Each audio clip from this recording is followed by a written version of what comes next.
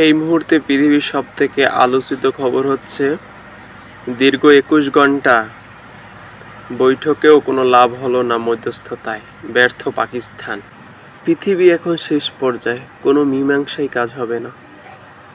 হতে পারে কিছু দিনের জন্য বন্ধ হতে পারে, কিন্তু যুদ্ধ কখনোই বন্ধ হওয়া সম্ভব না। এই যুদ্ধ হয়তো ইমাম মাহাদির দিকেই আগাতে থাকবে পৃথিবী। তো পৃথিবীর শেষ, এটাই সবার মুখে শুনতেছি, এটাই সবাই বলতেছে। কোরআন শরীফে বলা আছে যে শেষ জবানায় নাকি সবার মুখে মুখে থাকবে।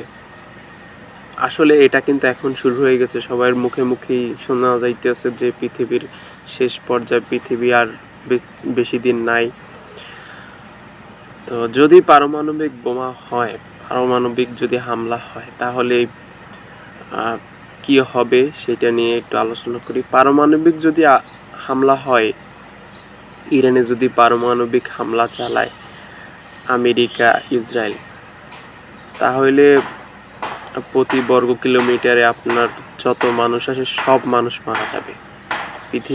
পৃথিবীর অর্ধেক মানুষ মারা যাবে এই পারমাণবিক বোমা।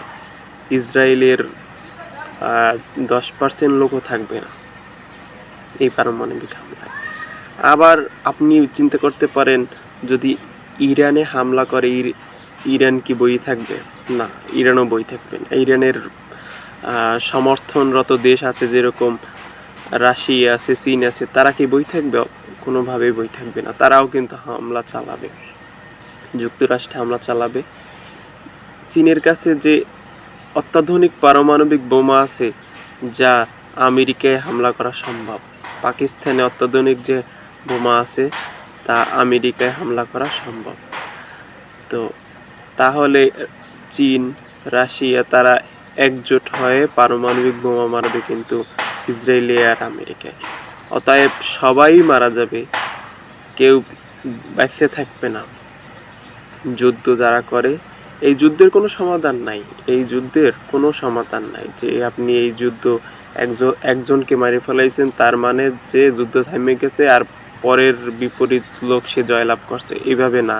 পারমাণবিক হামলা হইলে দুই দলই শেষ হয়ে যাবে, কোনো মীমাংসা আসবে না, কোনো মীমাংসাই আসবে না। ইসরায়েলও শেষ হয়ে যাবে, ইরানও শেষ হয়ে যাবে, আমেরিকাও শেষ হয়ে যাবে। আর এই পৃথিবীতে একটা বিপর্যয়ের সৃষ্টি হবে। পৃথিবীতে একটা মানে বাংলাদেশ কন, শ্রীলঙ্কা কন, এরকম যে দরিদ্র দেশগুলো আছে, তাদের অবস্থা